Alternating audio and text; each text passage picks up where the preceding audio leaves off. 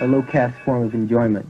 Of all of the hash-producing countries in the East, Nepal produces the smallest amount, and is also the most expensive. And it's also least used by the local people. It's mostly export. How long have you lived in Nepal, Roger? We've been here 2 years. This will be the third monsoon, the third rainy season that's coming up now. What are you doing here to maintain yourself? In what respect? Financially and in your time also, you know. Well, I've been doing some small work for people who want to have Tibetan translations, or they want to know what this means in Tibetan Buddhism. There are very few people here who really have any idea about what's happening. The scholars, they don't stay. They come and they go. So there's no one who knows what this means or knows what that means. And sometimes the Tibetans themselves don't know because it's just tradition and ritual. They don't know why. And the Western question is why, not... So you try to help with the translation of the idea. Right. And also, I've been studying a Tibetan art form, woodblock cutting. Show us one of these wood blocks. This is very interesting to me. Well, this is one that I'm working on now. It's quite difficult. The lines are very close together, and this conception is probably dates from the 8th and 9th century. Now, does drugs play any part in the culture of these people? There's some traditional Hindu drugs. Sonam is one. Soma is one of them. Now, these are legal commodities in Nepal, correct? And you can buy them in a market. Now, are these graded in some way, classified in some way? How is it government control? What is it? I really don't think there's much government control in Nepal. In other hash-producing countries, it's pretty well regulated. But here, each farmer in the mountains, in the Jumla area, for instance, a farmer will grow a plot. You know, he'll grow his other products, and then he'll have an acre or so set aside, and he'll grow his ganja, and he'll make his hash. Who smokes ganja here? Does everybody smoke ganja? Or? Very few people smoke it. Well, there's some people who don't like to smoke because it produces a state of disassociation, which is maybe disconcerting. Yeah. Well, this is the whole Buddhist and Hindu thing, is that you want to bring about this feeling of disassociation because what you associate with, the mundane, is unimportant. Do you smoke hash? Yeah. On occasion. I very rarely smoke it now, actually. In fact, I don't smoke much hash, actually. A little ganja from time to time. There must be some here someplace. What about, what's a chillum? What exactly is a chillum? Well, you showed me a chillum pipe a while ago. I can show you a chillum. Now, those pipes are called chillums, and you smoke that hash in those pipes, right? Yeah, well, it's a little bit is heated and mixed in the hand with tobacco or with ganja. And a mixture is made up, and the sadhus, they get very particular about it. There's some that use water that's been soaked in tarragon leaves. What's a sadhu? A sadhu is the name of an Indian holy man, who's renounced the physical plane. And there's some sects of sadhus who, to the point of all is the same thing, they eat shit to prove that nothing is good and nothing is bad. This is one sect. Did you have a nice hot bath this morning? No, I haven't had a nice hot bath in 2 years. Splashing hot water on me. I'm sure it's one of the little drawbacks to living in Nepal.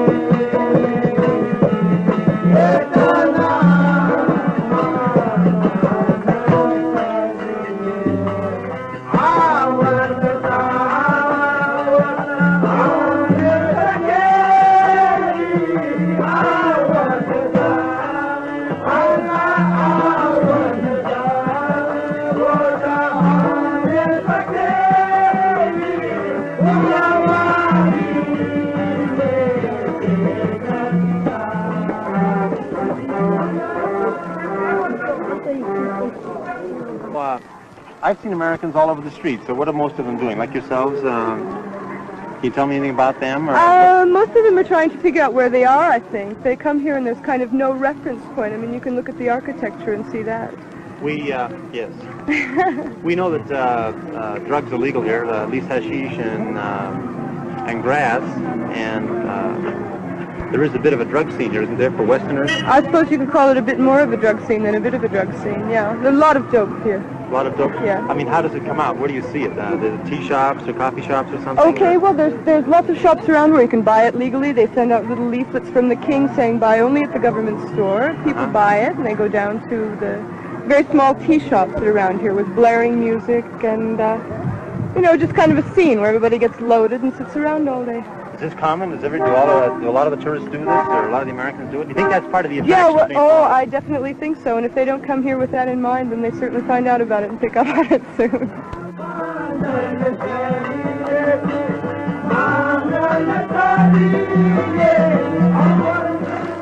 Have you had a joint this morning yet? No. No, you going to have one this evening? Maybe. I don't know. I didn't plan it. If somebody hands you one, you're going to have a little hit, are you? Probably, yeah. Do you like smoking chillums, do you?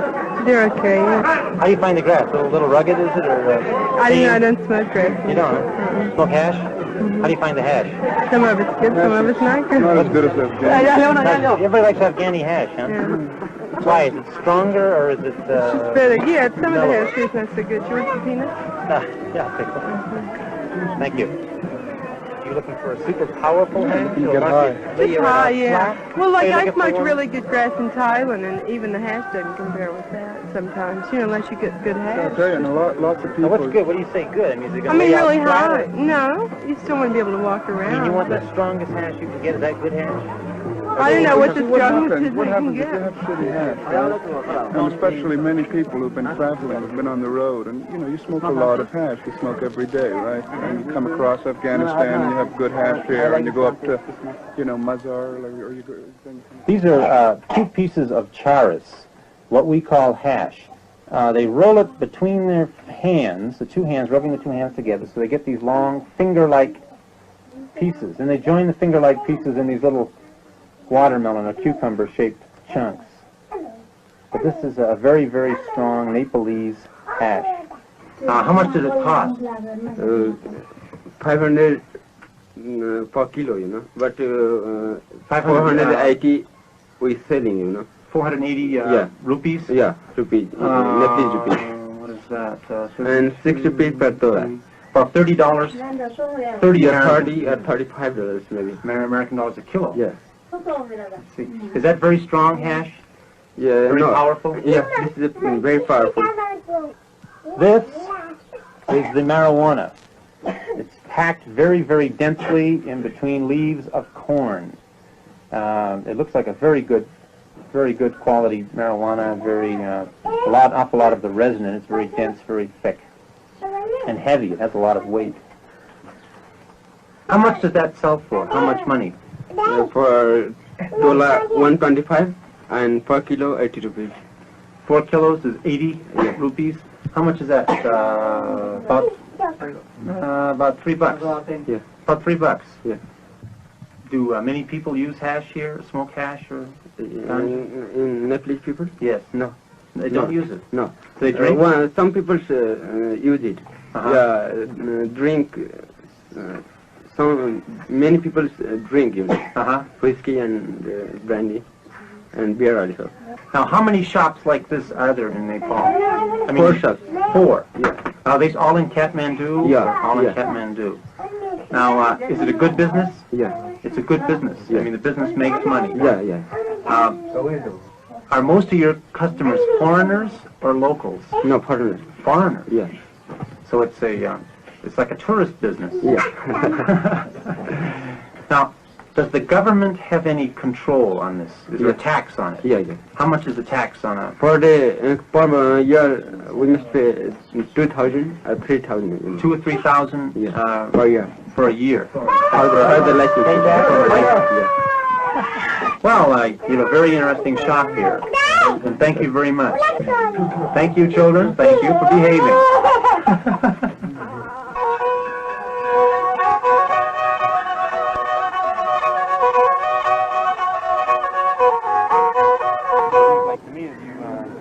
Get it on with the natives, you're going to have a limited sex life here.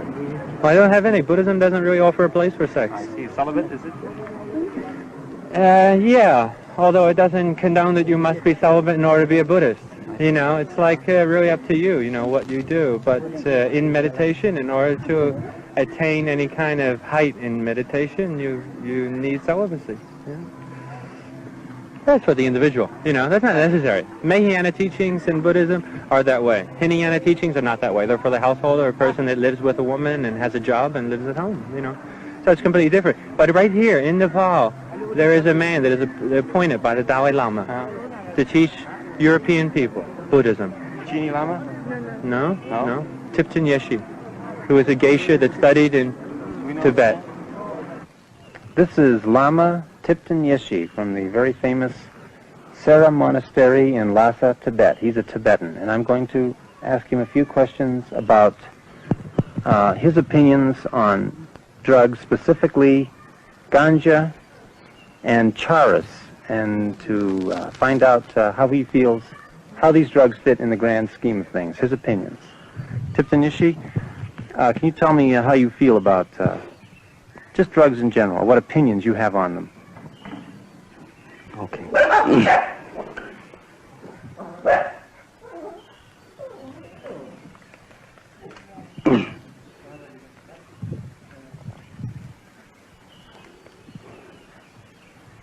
The drug is, you know, some people which is no idea about nature of mind, and which is wrong conception, having wrong conception, and physical and mental is identically same. Those people has sometimes helped by the taking external matter. But my opinion, drugs can't help to bring realization, higher consciousness. It is not good, perfect method to bring perfect peace, because unnatural. That's all. Okay.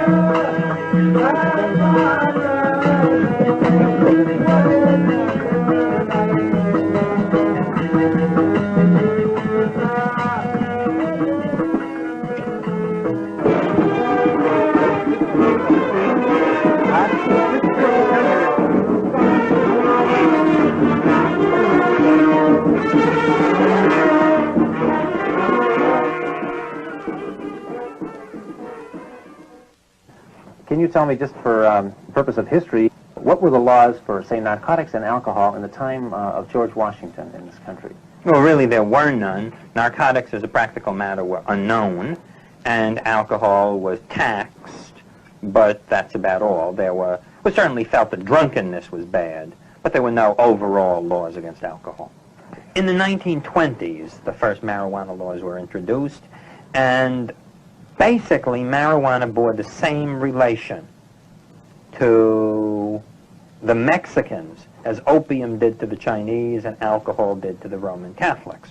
The initial anti-marijuana stories were that marijuana were used by the Mexican Americans in Colorado, in Arizona, and New Mexico, and that under the influence of this drug, they committed terrible crimes, homicidal attacks, and generally became insane.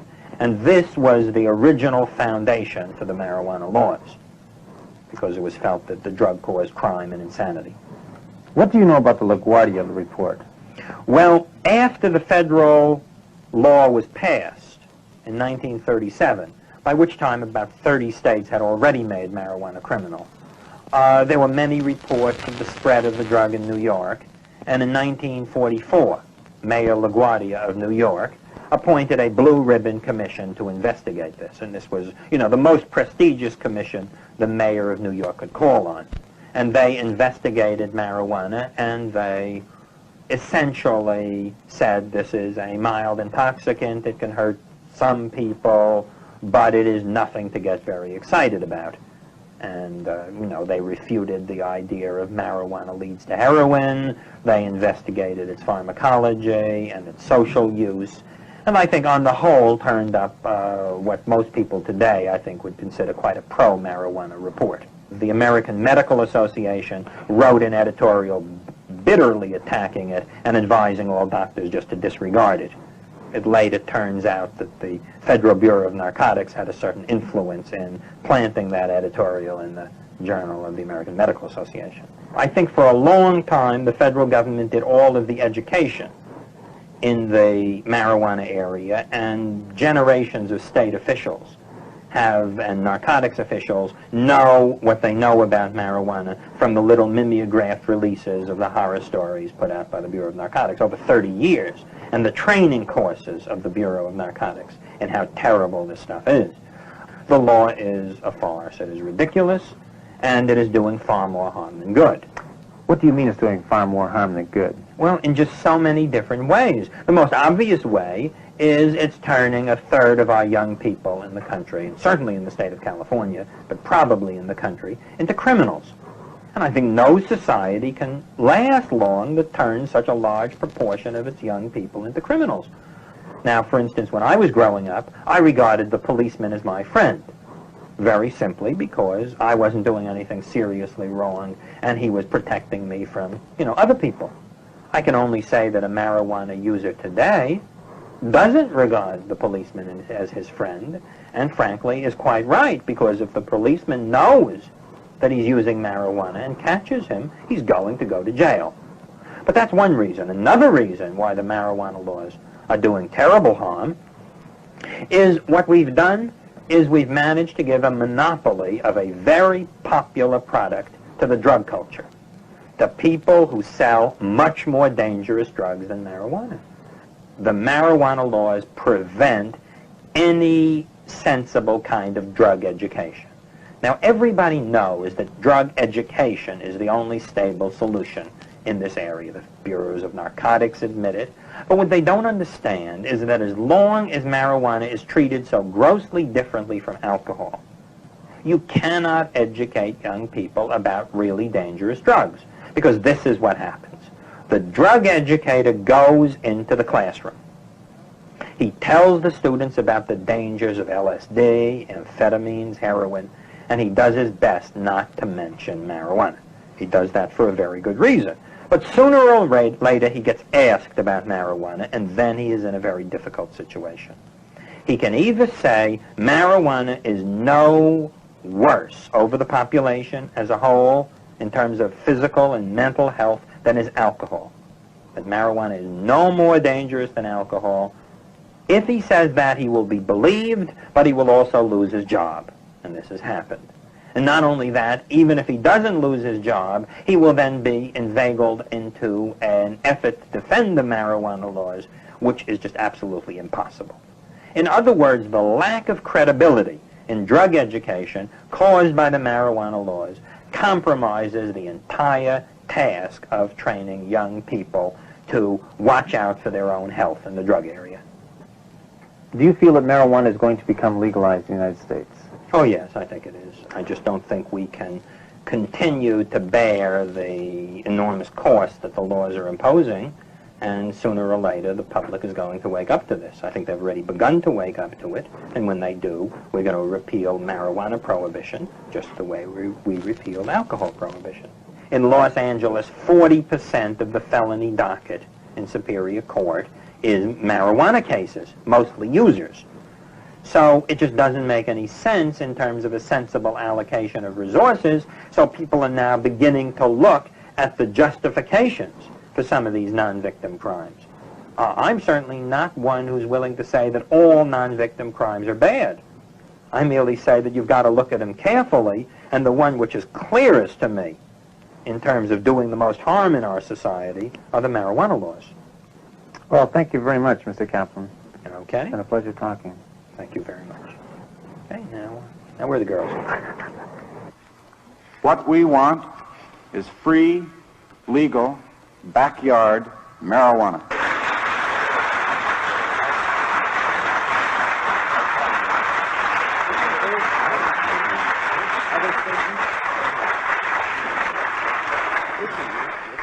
Well, it's very nice of you to have brought your own cheering section, and I'm sure that they've had a nice emotional bath with that applause.